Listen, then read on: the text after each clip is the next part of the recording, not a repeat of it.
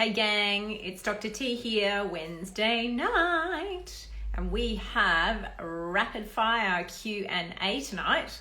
So if you are on, give me a hey, let me know that you've joined me. It is school holidays here in Perth. So totally respect if you can't jump on, but if you are, say hi. Tell me where you're coming from. Hey, Brooke. Yeah, Wednesday night, school holidays. That's a lot of fun. I've had 5 girls in the house today.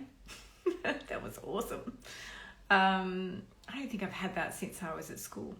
Very cool. Hey, Melina. Good to see you. Everyone else, say hi if you're jumping on. We have got rapid fire Q&A tonight. I'm excited. So if you guys have any questions, please start to drop them into the comments. Now, the answers are going to be short and sharp. So no long-winded questions, no, 10-year history, just a quick, short, sharp question that you might have wished you had asked, could ask, unsure about answers you might have read elsewhere. I'm going to keep the answers as generic as possible. What that means is I won't be speaking to a specific issue, a specific person's issue. I'm going to try and keep it as generic as I can before my brain switches off for the evening. So if you do have any questions, now is your time to drop it into the comments. And I just want to give a shout out to everybody who does ask a question. Embrace that bravery. It is hard. I know how hard it is to ask a question when there's a whole heap of other people looking. So embrace the bravery.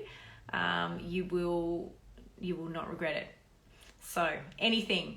There's 16 of you on. Emma's on. Ashley's on. The Skin Nurse Australia's on. Hello. Hayley's on. Who else can I see? Belle Sibley. Georgia Rose, Katie Sunshine, Mrs. English Lady, good to see you again, Mrs. Pinter, Jess, Brooke, Soul Studio Fitness, oh that sounds very good, Living with Scleroderma, Chantel, Rosie, all right, surely there's a question, oh, Mrs. English, hi from Melbourne, hey, should we, what, wow, that just rolled on. How should we survive the, what's TWW? Sorry, not so good with the acronyms. If taking progesterone, crinone, does it mimic pregnancy symptoms? Oh, time, the weight. Let me see.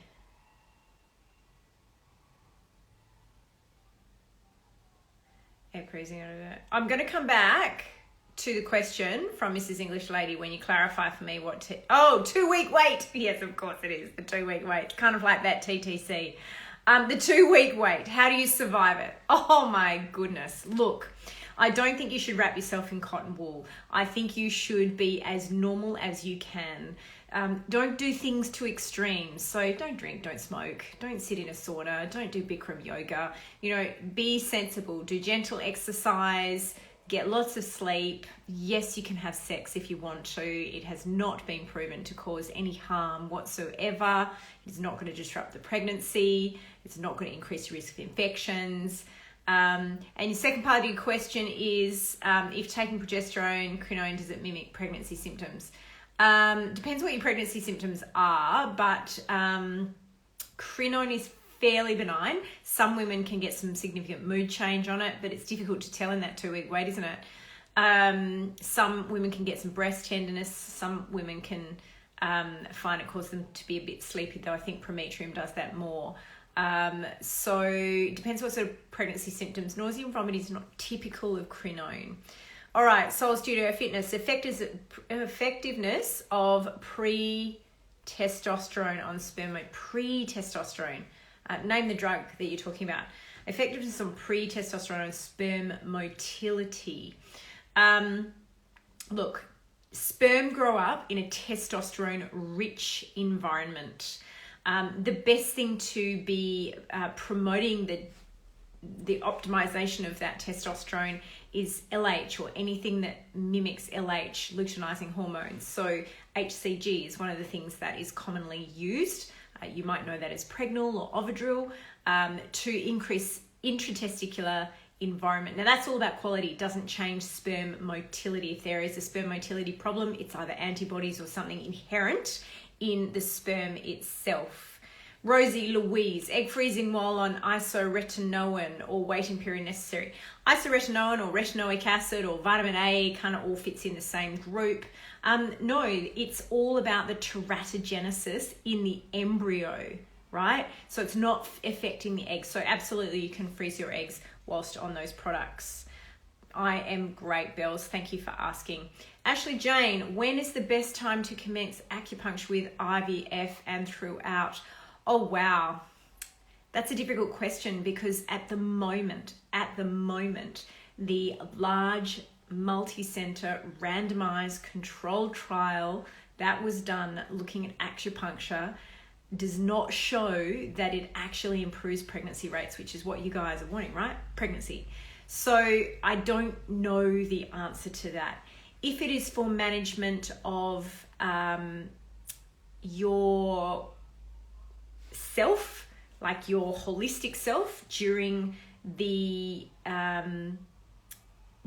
your treatment, then I'd be starting it as soon as possible. It's certainly not known to cause any harm, but as far as improving pregnancy rates and implantation, it's not actually being shown to be of benefit in a large, well-designed trial. So probably as soon as possible, I guess, to help you if you're looking to help manage your holistic self. Okay, Georgia Rosal, baths in very early pregnancy, yes or no? Lots of mixed info. A bath is fine. I wouldn't be having it super hot. Is there any evidence to that? No. But you don't want to dehydrate yourself. You don't want to overheat yourself. So a bath that sits maybe just a little bit above body temperature is absolutely fine. Absolutely fine. You've got this amazing thing in your body called homeostasis, which helps to reduce your body temperature back to what it should be, about 37.4. And so if you are overheating, you're going to sweat, and the sweat helps to cool you down. So there are different ways that the body has to get you into homeostasis. So I think it's absolutely fine. Anyone else? There's lots of people joined. Piers joined. Baby Massage Perth. Chloe, good to see you on. Dr. Niha's on. McGarry A is on. Abby Elliott. Oh, I know the Zenders. Hello, Zenders. Fiance Chicks, awesome to have you. Rachel, Perry Pilates. Chrissa Garland. Oh, Mrs. Pinter. 8 days post-total abdominal hysterectomy, heaps of pressure and pain. What are the risks of any prolapse? Is anything used to separate vagina and pelvic cavity? Okay, so I'm going to be absolutely straight with you. If you've got a lot of discomfort and pressure, you probably need to go and follow up with your consultant, your doctor, particularly if you're taking pain relief and it's not helping. There are lots of risks of prolapse. If you are increasing your intra-abdominal pressure, even doing something like lifting a heavy weight, that's why we say don't do it, is going to increase the risk of prolapse. Is there anything used to separate the vagina and the pelvic cavity? Well, no, the vaginal vault comes together in the middle and it is sutured along the top, and there's a suture line that sits at the top of the vaginal vault. And there's a layer of peritoneum. It's a single cell layer that is included in that suture line, and then you've got the abdominal cavity. So there's really not very much. So you can actually herniate, you can actually dehiss that scar if a lot of pressure is being put onto it. So if you're in any great discomfort, I would strongly encourage that you go and have a chat with your specialist. Thank you for asking, Mrs. Pinter. Lovely Emma Marsh, hello.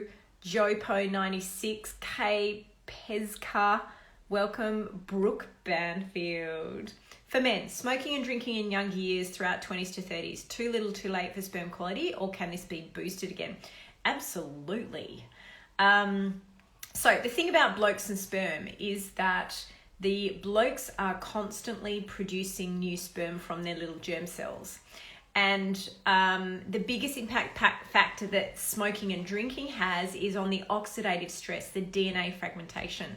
But if you are constantly regenerating new sperm, then the duds that have been affected by the smoking and drinking are probably long gone. There's no long-term irreversible effects on the germ cells themselves. Now, those germ cells will replicate. And there's a point in time when they start to make mistakes. And that's an age-related thing. So we know that the issues associated with gene mutations can start to increase in men who are much older, pretty much from the age of 45.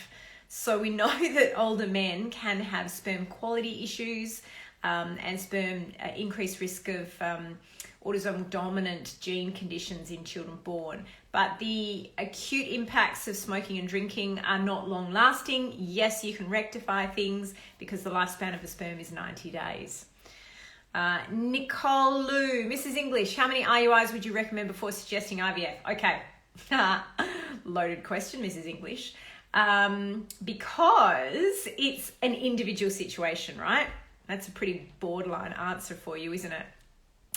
There is a drop-off in success rates. So if you imagine that if I call this axis, which is our y-axis, let's call that percent pregnancy rate, and this axis along the bottom, I don't know if I'm back to front here, but the axis, the x-axis, is number of IUI cycles.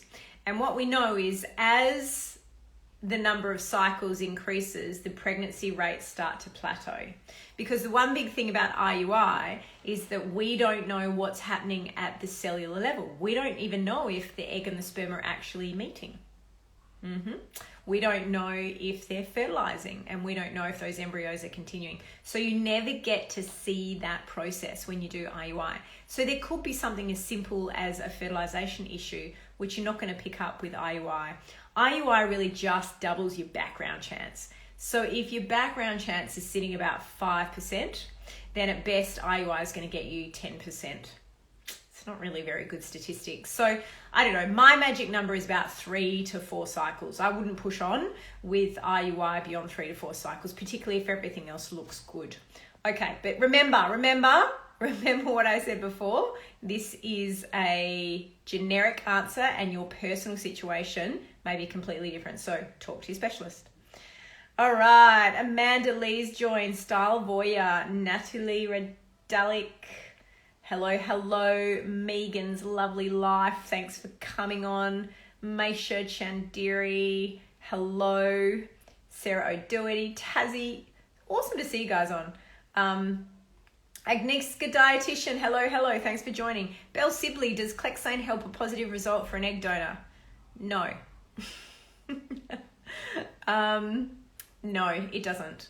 The role of Clexsane really is to stop clots in the legs or the lungs, which, you're increased risk of if you've got an underlying clotting problem, or perhaps you're traveling after having hyperstimulation. But Clexsane itself, unless there is a proven issue in the recipient, so a thrombophilia issue, for example, has not necessarily been shown to improve the chances of success. Ashley Jane, how soon does IVF usually begin from consultation and agreement of... Do you know what, Ashley Jane? This is a fabulous question, and I was just thinking today, and girls, guys, whoever's on, tell me, give me some thumbs up, some love, whatever, if you think you would love to have someone walk through the process on a video. Would that be helpful for you to literally have a virtual journey through what assisted reproductive treatment and the process would be like? Because I often wonder if sometimes we on the other side kind of forget the steps of the process, and we think, oh yeah, I've been through this 1,000 times, there's lots of love hearts coming at the moment. We often think or forget about the process because we've walked through it with patients and sometimes ourselves quite a few times. So how soon does... Well, look, again, Ashley, it really depends on what the issues are. If I have a male factor issue that I need 3 months to work on his health to improve his sperm, then it's probably going to be 3 months before I get to that point before I'd start an IVF cycle. Let's say you've had an initial consultation with your doctor. They might want to do some investigations that your GP hasn't thought of or hasn't done. That might take a month or two to get those. It might be cycle tracking, it might be a specialist type of ultrasound, it might be checking your tubal patency. It might be that you want to do pre-implantation genetic preconception carrier screening, so that may take a little bit of time to come back. So from initial consultation, your first consultation, to second consultation, it might be a month, sometimes even 2. From that second consultation, once you kind of have an idea of what might be going on and what might be the best management strategy, it depends on what things might need. It might be that you need to lose some weight to get you the best possible result. And so weight loss is not necessarily going to happen in a week or 2. But what we try to do with an IVF cycle is we start it from the beginning of your menstrual cycle. So let's say you come to an appointment and you and your doctor sit down and you make a decision, yep, we're going to move forward with this. Generally speaking, within an IVF unit, we should be able to start at the beginning of your next cycle. So, so I know that's a hard one to answer because everyone's situation is different. Hard one to answer. I hope I've done an okay job with that. If there's any further questions, please ask. Sarah's jumped on. Music, Mia Art. Mizell. I love all these names. Journey to Baby Cochrane. I can't read this. Jeannie Lee the Barrow. Sorry. Thoughts on ERA, truth to it? And yes, endometrial receptivity assay. Okay, so this is a relatively new technique that is used to assess the window of implantation when an embryo implants into the lining. And that window is about 4 days, from about day 6 to day 10 post-ovulation. And the theory is that every single woman has a personalized, individualized point at which her endometrium is most receptive to an embryo, somewhere in that window. And so the transfer of an embryo needs to be personalized for her particular optimal time of endometrial receptivity. There is increasing data still coming out about ERA. Have I used it? Absolutely. Do I use it from the get-go with everybody? No way. I don't think there's enough data yet to say that it should be routine practice, but there is certainly scope for us to be looking at the genomics of a personalized transfer, because everybody's different, right? We all know we're different. And for us to just say, yep, we're putting an embryo back into your womb on day 5 and everybody's the same, is that necessarily the right thing to do? So there is more and more data about ERA and its sister tests, the EMMA and the Iuis. EMMA is looking at the endometrial microbiome and the Iuis is looking at the endometrial chronic endometritis markers. So I do think there is some validity to the concept. There is certainly a lot of studies that are being published in this area. There are other endometrial receptivity assays aside from the ERA, but that's certainly the one that's made it into clinical practice relatively quickly. And I am watching that space really closely, and I do sometimes use it. Okay, who else? Dippy Die 263. Anything else to help luteal phase defect? That's if you believe it. Dippy Die.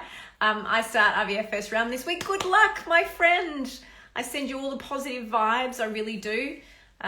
Look after yourself. Look after every holistic aspect of yourself during this process and care for each other. Okay, anything else to help luteal phase defect? Well, we think it's all about the progesterone, really. And everybody metabolizes progesterone differently. But yeah, I mean, that's pretty much it. is progesterone. That's at the moment, that's kind of all we've got for luteal phase defect. If you even believe in it, and there's a lot of clinicians out there that don't. I definitely think that there are women out there that do not metabolize progesterone particularly well. I believe that there are issues with some women and their progesterone receptors, particularly those women with endometriosis may have progesterone receptor issues. So yeah, big area, very interesting area. Okay. You had to ask a lot of questions. Good. Keep asking those questions. You have a right to ask them. Who else? Yes, please. Yes. Oh, everyone likes the virtual journey. Good. I'm thinking of creating something. Okay. What else? Yep. Awesome. How to prepare yourself. Love that, Melina. Yep. What is a good amount of eggs at egg collection? Oh, that's the elusive question. Tiffy Dye, you got some good ones. Okay, so what is a good amount? What is a good amount? Depends what you're using them for. If you're freezing them for future use, then our magic number in the early 30s is about 15 eggs. If you are looking at it from an embryo creation point of view, we've always got to balance that safety and efficacy thing, right? We don't want to tip you over and for you to develop ovarian hyperstimulation syndrome and get really sick from the process. But at the same time, we would like to get as many eggs as we can. So we're always balancing that. And there was a big study that was done, one of the most quoted studies, that really looks to between 10 and 15 eggs collected. Seems to be an optimal amount to give you a good pregnancy rate, but also not compromise egg quality and not compromise you as the individual going through treatment. So that's a good amount in my mind. Roxy White, Eaton Habits, hello. We tried OI before IVF, so it was 6 months for us starting IVF this week. Awesome, so good. Callie's on, K-Box, Jackie Howe. All right. Pigeon Pear Love. All right. DHEA, melatonin, CoQ10, improve egg quality or not? Do you recommend them? You're a controversial one, aren't you? Okay. Do I recommend them? I have been known to recommend them. Do I recommend them to everyone? No. There is very little that we know right now has conclusive evidence to improve egg quality. That's the party line. Have I been known to suggest the use of coenzyme Q10? Yes, I have. Melatonin as a powerful antioxidant? Yes, I have. DHEA as a mild androgen to improve that intrafollicular environment? Yes, I've been known to recommend that as well. But in specific situations and often really as a last attempt. So, but I will say, as far as adjuvants go, and these are the things that we add on to treatment, there's really not a lot out there that has conclusively been proven to improve egg quality. It is the elixir of youth, excuse the pun, that we are all trying to help women find. And there are some people doing research in these areas and starting to show some good results, but it's still not set in stone. Ashley Jane, is there a link between consistently low iron and endometriosis? I think if you're getting a lot of bleeding, heavy bleeding, menorrhagia, that's probably more associated with low iron. But endometriosis itself is not necessarily associated with low iron. One thing that I think is quite interesting, the association with endometriosis, is weight loss. Women with endometriosis find it very hard to maintain weight. So that was an interesting relationship that I learned not too long ago. Oh, Sarah, good to see you on. Oh, my pleasure, sweetheart. I am so excited for you guys. Yes, come back. Come back and see me. Good to see you. Astola Z, are thyroid problems, PCOS and endometriosis linked at all? Oh, do you know what? A lot of people ask to see if there is that link. Polycystic ovarian syndrome is an endocrine disorder that has gynecological implications. Thyroid disease, particularly hypothyroidism, is also a common endocrine disorder, but more sort of autoimmune associated. So Hashimoto's, for example. They are not thought to be linked, but is it common for us to see women who have both? Yes, because they're both common conditions. Is PCOS linked to endometriosis at all? Not that we know of. Endometriosis, the pathology behind it, we're still really trying to figure out. But no, I think though that they are all very common conditions in women, and hence why we see some women who have both or all three. Why are poached eggs not recommended when awaiting pregnancy results? I wouldn't necessarily say don't have poached eggs. I wouldn't have raw eggs. I wouldn't have raw free range off the farm eggs, but I don't know about that one. This is English. What is it about eggs that is so dodgy? I guess getting infections like, salmonella. But yeah, it's not something that I specifically say to women that can't have. Thoughts on caffeine in pregnancy? Yeah, great question, Brooke. Thoughts on caffeine in pregnancy? I think 1 to 2 shots per day, however you have them, whether it's a shot or in a cappuccino or whatever, is perfectly fine. Yep. It's when you're adding up all the rest of the caffeinated drinks and stimulants and tea and all that might be the issue. But from the data, of which is very hard to look at lifestyle data, I would say that 1 to 2 shots per day is okay. Did we die? Another question. Is there anything herbal that is okay to take for anxiety, stress while on IVF? I don't know what works for anxiety and stress while on IVF. For stress, I don't know. I was taking ashwagandha and I would look.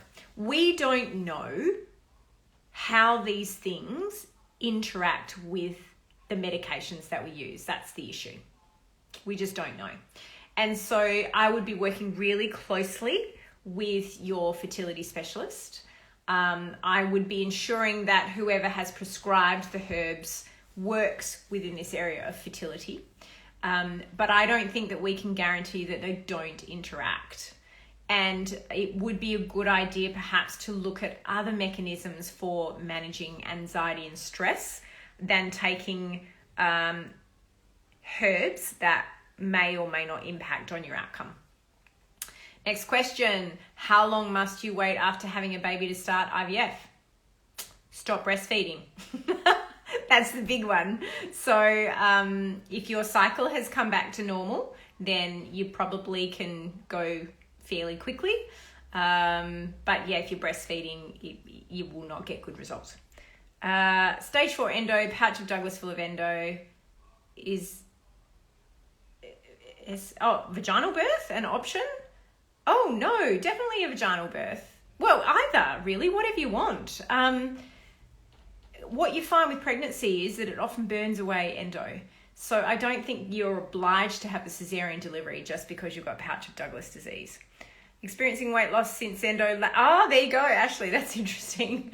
Natalie, do you have any healthy age cutoff for having a baby?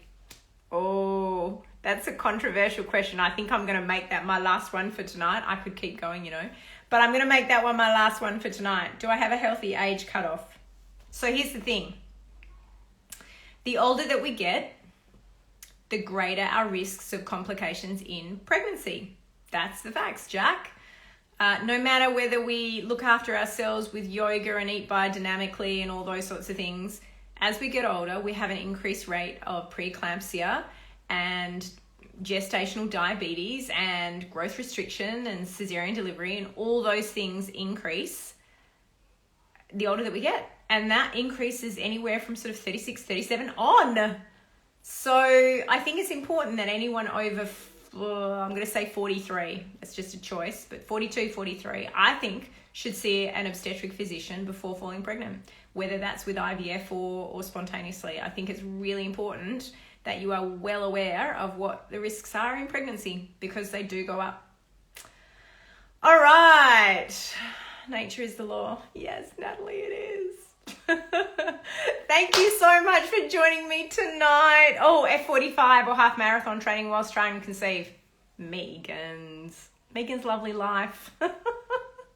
If you are my patient, you know my thoughts on exercise and trying to conceive, and that is you don't really want to be doing anything too strenuous, anything more strenuous than what you would be doing at 9 months of pregnancy. That's the long and the short of it. Anything you do that is high intense is going to impact on your cycle. So just for this short period in your life, if you're trying to conceive, just pull back a little. You know you can go back to it all later. All right. And I know there's people out there running marathons and lifting heavy weights and all that sort of stuff when they're falling pregnant, but they're not necessarily the ones on here, right? So guys, thank you so much for being brave and asking all of these questions. I so appreciate you being on tonight. Have a beautiful rest of your week. Remember to look after yourselves. Remember to look after each other. Stay safe in these COVID times. And hopefully I'll see you on soon. See you soon.